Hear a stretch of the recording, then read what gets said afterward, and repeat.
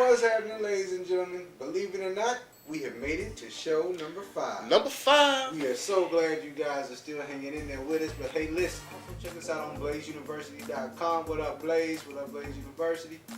Thank you for putting us on.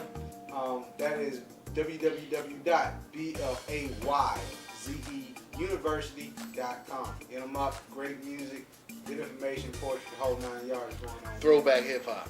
And everything else in between. For sure. What we wanted to talk about today, man, we left y'all with some serious stuff on the last one, and then we had this one that had to do with just a free-for-all.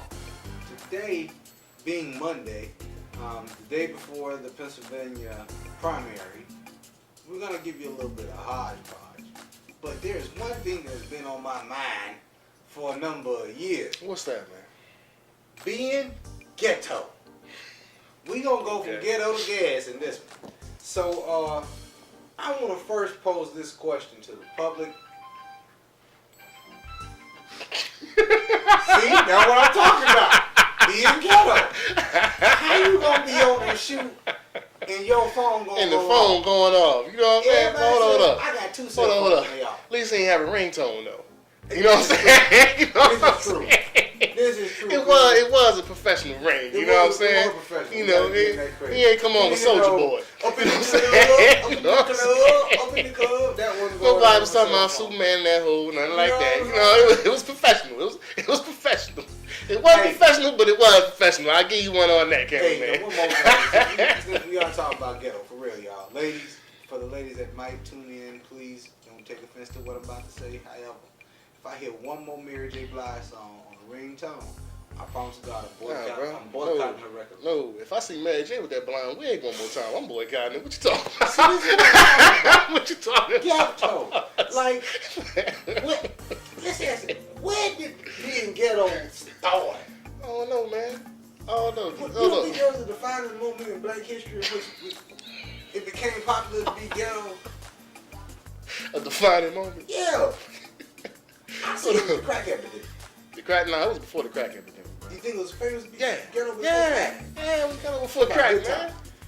Good times had some ghetto moments. Lenny. Well, of course. That wasn't crack though. That wasn't crack. I mean, that was before the crack time. But what I'm trying to find out is they lived in the ghetto. However, but they wanted to get out. Okay, but when did it become being cool to be there? When did it become being cool? Yes. I think in a sense it was always a little bit cool. Think about it, Superfly. Okay. That's 72. Mm-hmm. You know, Superfly could have been considered to be ghetto. Every brother wanted to be Superfly, to automatically going out there buying the long black leather trench. You know what I'm saying? Wearing a spoon around your neck. So you think black exploitation films may have said something to do with it? Man, what I'm saying is that I think it may even be an ingrained part of our culture. Oh, let's go. But you know, it is what it is, man. You know, but since we know that it is an ingrained part of our culture, what do we do to stomp it out of our culture, or to, you know, minimize its effect on our culture? Or is it even anything that we can do? Is it so ingrained that there's nothing that we really can do? Because you and I both have our ghetto moments. Oh, everybody have our ghetto moments. All of us do. All of us do. I think every single one of us do. But the question that I pose though is it's like a choice that you make. You know, I choose to carry myself like in a professional manner, like you worth something, like you have some dignity. Some dignity, right. Exactly right. I choose to carry myself like that. Now, does that mean that the person whose shirt is longer than their pants has no dignity? No, I don't think it means that. I agree. I don't think necessarily that it does mean that. But, and however, when I see that same individual walking around with crusty gold in their mouth, you know what I'm saying, they just got off the MARTA bus, that makes me wonder. Or twists, all type of twists in the hand. I won't even take it to that level. But it makes me wonder, how much dignity do you have for yourself to walk around looking like a clown? You got a car note in your mouth and you just got off of public transportation. Ladies and gentlemen, that is ghetto. That's all that is. That's ghetto. Yeah, I'll give you that. Now, I had a conversation on Saturday with someone, man, and this cat was actually a minister at the church, Mm-hmm. and he was talking to some of the people in the crowd and everything. He was talking about parents not allowing their teenagers to dress or act a certain way. I agree. You know what I'm saying? Like a lot of times, whenever you turn on the news and someone's been carjacked or someone's been murdered, and they show the mugshot, you basically see that same person on every single mugshot. That ghetto uniform. Has a uniform. Drains hanging off his butt. Or an AT if it's the summertime.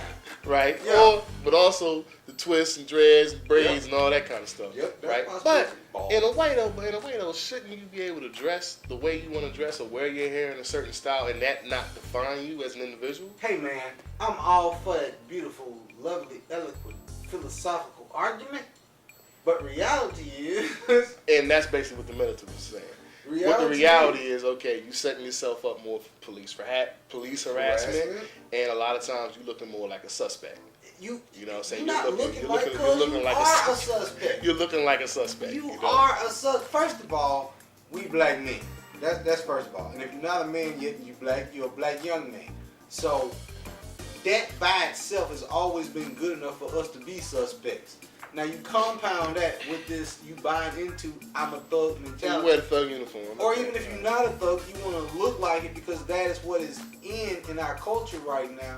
So when you step outside your door, you could be choir boy John, who mama don't let him do nothing. But when you got that on, Mr. Popo man is looking at you like you just robbed Miss Sally, like you just raped Sue, like you got a 8-ball in your pocket, you ready to hit the block, or you toting the 9. So you opening yourself up for that type of treatment and for that type of subjugation from society. Now, if you don't like that, it's simple. If you don't like it, it's a personal choice that you chose to make. So you change that. And you change that not because society says I should change it. You change it because if you personally, like me, you get tired of being subjected to the freaking scrutiny. Because this is other harassment. Right.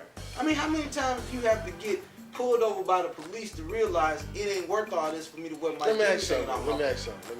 Have you ever been pulled over by the police and you thought it was a racial profile stop? Pulled over? When you've been racially profiled? Oh, yeah. I'm sorry, well, a car stop, a traffic stop. Would you say that you've been racially profiled before a traffic stop? Not so much at a traffic stop, no. Not at a traffic stop. No. But have I had that occasion? Yes. Black cop or white cop? It was a rainbow coalition, the Popo. See, here's the thing. Give me the situation. The situation was, I was at an apartment complex in my hometown, and we had just left my friend's house after a night of festivities, and I'd been there since about 2 that afternoon. There was a major street that was adjacent to the apartment complex, and the parking lot set right next to the street as well, adjacent to the street. So my car was parked right there. I mean, street, parking lot, car, first one. Right. And as I walked out to a group of police officers in cars, and they had surrounded my car and stated that my car was suspected in a armed robbery that occurred approximately not even a 16th of a mile down the street. Seriously, you could walk there in less than 10 minutes. So you imagine how close it was. You could see the place. So my response to the officer was like, well, sir, my car hadn't moved since 2 o'clock this afternoon. Fill the hood. At the time I made the statement, my face was on it. So, and it was a white cop that had my face on it. There was a black cop who was in charge of the scene who actually personally knew me. Had been to the man's house and had dinner on multiple occasions, yes. And I stated to the gentleman by name, and I said, you need to tell him that this is absolutely a mistake. And his response to me was, get this, they just doing their job. And that was from a black man that knew me personally. He and his son and I were... You actually been to his house, had dinner, everything? He and his son and I were friends. It wasn't like I just went there once or twice. I mean... Okay, you actually had a relationship. I go ring the doorbell. Right. You know, or they hear my music in the car. Yeah, Charles is coming to the door. Right. It was that type of a relationship. So, yeah, I had another black cop in the same scenario tell me that I needed to be quiet because if I wasn't, I was really going to have a problem to deal with. And that was in that same situation? The same situation. There were white cops, black cops. I went to the police station after everything was over and finished, and I was a minor at the time. Well, I wasn't a minor. I was rather young at the time. My mom and I went up, you know, and I told them that, you know, had it not been for the fact that I used some type of constraint and common sense, You could have solved the situation with a gun in hand. your officers would have beat my head in. Right. And they made it known to me that they would beat my head in, without question. And there's some people out there that may not have exercised that type of It was not restraint. a very, exactly. Right, and that's how you wind up with police brutality complaints. Exactly right. Okay. Exactly right. So my statement in all that story was that, to me, when you got a cop, it's not really black, white cop. It's pretty much the cop.